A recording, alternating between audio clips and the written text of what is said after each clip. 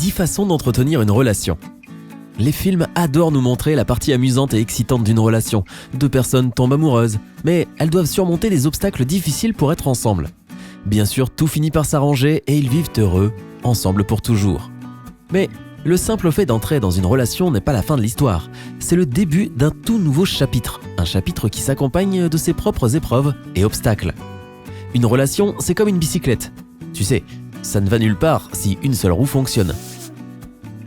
Ici, chez Sympa, nous voulons t'éclairer sur quelques lignes directrices de base pour garder ta relation saine et florissante, particulièrement au début. Suis ces règles simples et ta relation grandira et se développera pour les années à venir. 1. Suis le rythme de la personne la plus lente. La principale raison pour laquelle les nouvelles relations échouent est l'inadéquation des attentes des participants.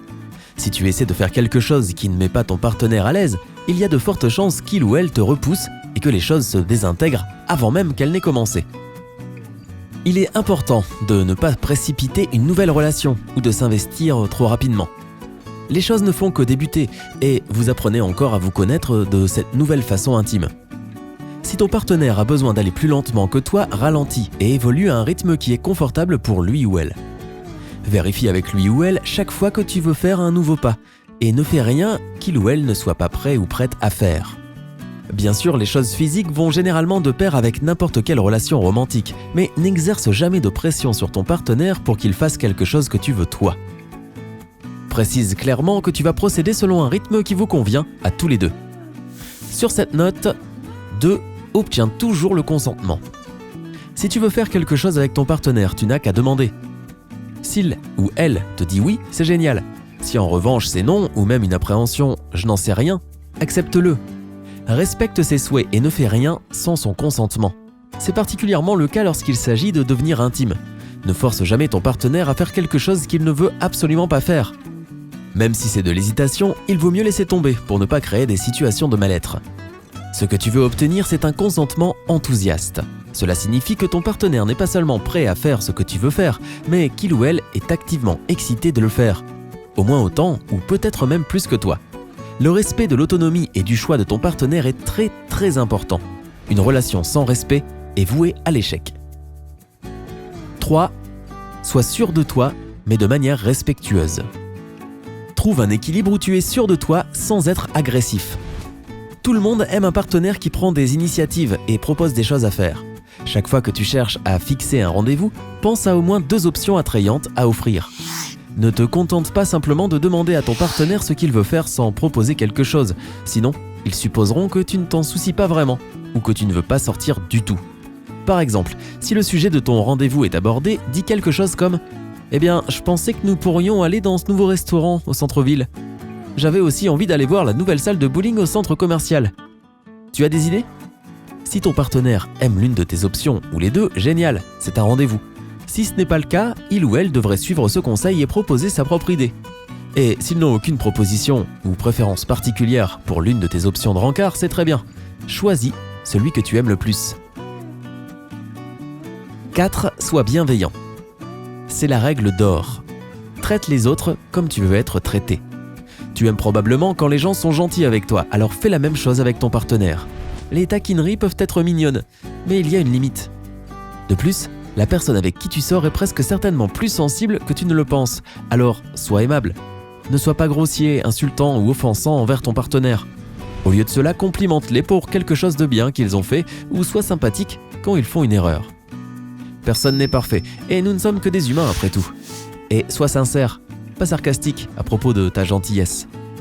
Chaque fois que le grand moment arrive et que tu as ta première dispute, garde la tête froide. Plus facile à dire qu'à faire quand les émotions sont fortes, je sais, mais crier au visage de quelqu'un ne résout pas le problème. Il est possible de ne pas être d'accord l'un avec l'autre, voire de s'énerver l'un avec l'autre, tout en étant gentil et respectueux. Essaie d'expliquer ta position et comment tu te sens par rapport à la situation d'une manière calme et mature, et écoute ton partenaire faire de même. Quant à la violence physique, non, jamais, hors de question. Un point, c'est tout. 5. Sois là pour ton partenaire. Respecte et tiens tes promesses. Sois sensible aux pensées, aux sentiments et aux réactions de ton partenaire. Soutiens-le là ou lorsqu'il ou elle a besoin de ton aide et écoute ses problèmes. Si ton partenaire pense que tu vas trop vite ou exprime un malaise, prends des mesures pour changer la situation. Arrête de faire tout ce que ton partenaire trouve désagréable. Être à l'écoute fera certainement de toi un bon partenaire. 6. Faites des choses ensemble. Faites des rencarts, allez faire du shopping ensemble, traînez avec des amis que vous avez en commun. Quand vous êtes tous les deux prêts, allez rencontrer les parents de l'autre. Chaque relation évolue différemment. Il se peut que tu finisses par faire toutes les rencontres ou que ce soit ton partenaire qui le fasse. Fais de ton mieux pour lire les signes du langage corporel pendant que vous êtes ensemble et vérifie que ton partenaire est à l'aise et qu'il s'amuse. Si tu prends la plupart des initiatives, cela pourrait suggérer que ton partenaire n'est pas très intéressé ou qu'il n'est pas sûr de la relation. Cela peut être un signe qu'il ou elle est timide ou qu'il ou elle s'attend à ce que tu prennes les devants la plupart du temps. Si tu n'es pas sûr de ce qui est le cas, il suffit de demander. 7. Donne de l'espace à l'autre. Bien qu'il soit important de faire des choses ensemble, cela ne veut pas dire que vous devez tout faire à deux. C'est particulièrement vrai au début d'une relation, lorsque les deux personnes veulent être ensemble à chaque seconde de la journée. Il n'y a rien de mal à être fou amoureux de quelqu'un et à vouloir passer tous les moments de ta vie avec, mais vous risquez de vous lasser l'un de l'autre très vite. De plus, ce n'est pas parce que tu es dans une relation que tu dois cesser d'être une personne à part entière. Ne renonce pas à tes hobbies pour passer plus de temps avec ton nouveau partenaire. Si tu as des cours de salsa 3 fois par semaine, continue de le faire si cela t'apporte de la joie. Si tu veux passer le week-end prochain avec tes amis ou ta famille, ne te sens pas mal de ne pas passer ce temps avec ton nouveau +1. Si tu veux juste passer du temps seul, vas-y. Il en va de même pour ton attitude à l'égard des activités de ton partenaire en dehors de ta relation. Ne sois pas jaloux s'il ou elle ne passe pas tout son temps avec toi et n'essaie pas de rivaliser avec ses amis et sa famille pour attirer son attention. Ça, c'est vraiment un gros non. 8. Communique et recherche les signes.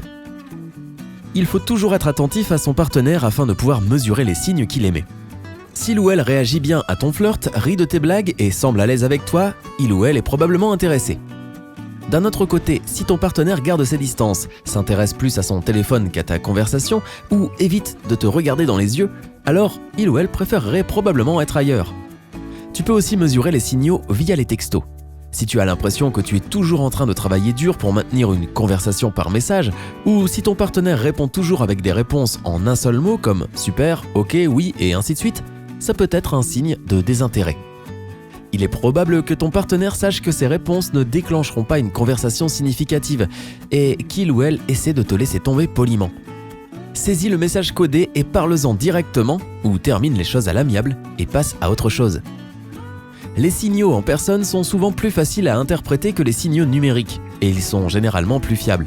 Si tu reçois des signes contradictoires, privilégie ceux qui ont été dits en personne à ceux qui ont été envoyés par message. Si tu es confus, sois honnête et parle-en avec ton partenaire. S'il ou elle ne s'ouvre pas mais continue d'envoyer des signes contradictoires, cela signifie probablement qu'il ou elle n'est pas sûr de la relation. Dans ce cas, il vaut probablement mieux vous séparer. 9. Sois patient. La vie ne se déroule pas toujours comme prévu, n'est-ce pas ? En fait, c'est rarement le cas. Ton partenaire idéal pourrait croiser ton chemin demain ou dans 2 ans. Une relation saine colorera ton monde quel que soit ton âge, alors ne précipite pas les choses. Sinon, il y a un risque que tu te retrouves avec la mauvaise personne, ce qui te fera souffrir. Tu as toute ta vie pour faire en sorte que cela fonctionne, et trouver la bonne personne est sa propre récompense. Et même si tu étais convaincu que tu avais trouvé ton autre moitié, mais que les choses ne marchaient pas et qu'il fallait rompre, ne t'inquiète pas, les gens vont et viennent dans nos vies. Nous apprenons de nos expériences et devenons de meilleures personnes grâce à elles. Si tu es toujours à la recherche de ton âme sœur, sois patient. Elle pourrait encore être dans la nature. En parlant de ça, 10. As-tu une âme sœur ? Certaines personnes croient au concept de l'âme sœur, la seule personne avec qui tu es destiné à être. Et si tu trouves cette personne, tu seras heureux pour toujours. C'est peut-être vrai, qui sait. Le plus important est de trouver quelqu'un qui te rend heureux, qui te soutient dans tes efforts et avec qui tu peux partager ta vie. Et ça marche dans l'autre sens aussi. Tu ferais mieux de le faire pour lui ou elle aussi. Souviens-toi, ce vélo n'avancera pas si les deux parties ne font pas leur juste part de travail. Alors bonne chance dans le monde des rencontres. Tu es maintenant armé de connaissances pour de meilleures chances de succès. Quel est le meilleur conseil relationnel que tu aies jamais reçu ? As-tu récemment commencé une nouvelle relation ? Comment fais-tu pour l'entretenir ? Dis-le nous dans les commentaires ci-dessous. Et n'oublie pas de cliquer sur j'aime, de partager cette vidéo avec tes amis et de t'abonner à Sympa.